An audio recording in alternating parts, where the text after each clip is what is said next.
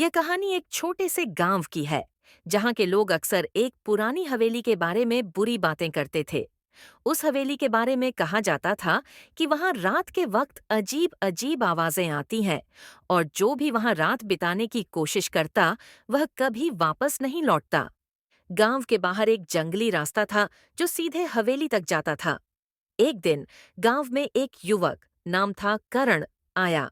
वह शहर से था और अपनी किताबों में ही ऐसा सब कुछ पढ़ता था।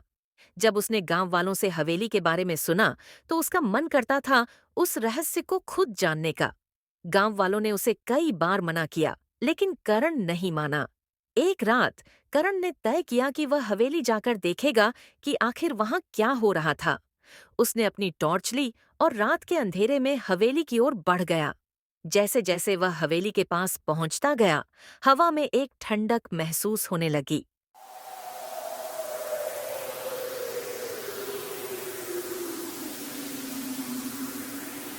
हवेली के अंदर घना अंधेरा था, लेकिन करण ने डर के बजाय अपनी हिम्मत को साथ लिया और अंदर घुस गया। अंदर घुसते ही उसे कुछ अजीब सा महसूस हुआ। हवेली की दीवारों पर जाले थे और जगह जगह टूटी हुई खिड़कियां थीं। अचानक वह एक कमरे में पहुंचा और देखा कि वहां एक पुरानी तस्वीर थी। तस्वीर में एक महिला थी जो बहुत ही डरावनी लग रही थी। करण ने करीब से देखा तो महसूस हुआ कि उस महिला की आंखों में गुस्सा और द्रवित दर्द था। अचानक कमरे के दरवाजे बंद हो गए और एक अजीब सी आवाज आई। तुम यहाँ क्यों आए हो? करण ने चौंकते हुए पीछे मुड़कर देखा, लेकिन वहां कोई नहीं था। फिर वही आवाज फिर से आई। तुमसे पूछा गया था यहाँ क्यों आए हो? मैं बस इस हवेली के रहस्य को जानना चाहता था। इतना कहते ही एक कटा हुआ ठंडा हाथ उसके कंधे पर पड़ा। वह मुड़ा और देखा कि वह महिला जो तस्वीर में थी, अब सामने खड़ी थी। उसका चेहरा पीला था और आंखों से खून बह रहा था। उसकी आंखों में ऐसा गुस्सा था जैसे वह करण को मार डालने की कसम खा चुकी हो। करण ने कांपते हुए पूछा, तो तुम कौन हो, क्या चाहती हो? महिला की आवाज जैसे हवा में गूंजने लगी। मैं वही हूं जिसने इस हवेली में अपनी जान गंवाई थी। मेरे मरने के बाद मुझे यहाँ कैद कर दिया गया।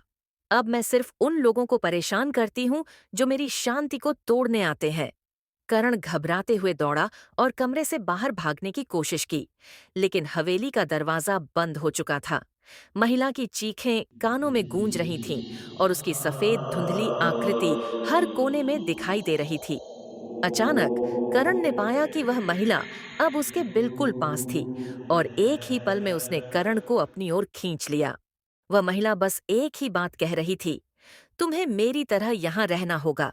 आखिरकार अगली सुबह गांव के लोग हवेली के पास पहुंचे और उन्होंने देखा कि करण का कोई पता नहीं था। हवेली पूरी तरह से चुप हो गई थी और उसकी दीवारों पर अब भी उस महिला की डरावनी आंखें दिखाई दे रही थीं। अब लोग यह मानने लगे थे कि हवेली का रहस्य कभी नहीं सुलझेगा और जो भी वहां जाएगा वह कभी वापस नहीं लौटेगा।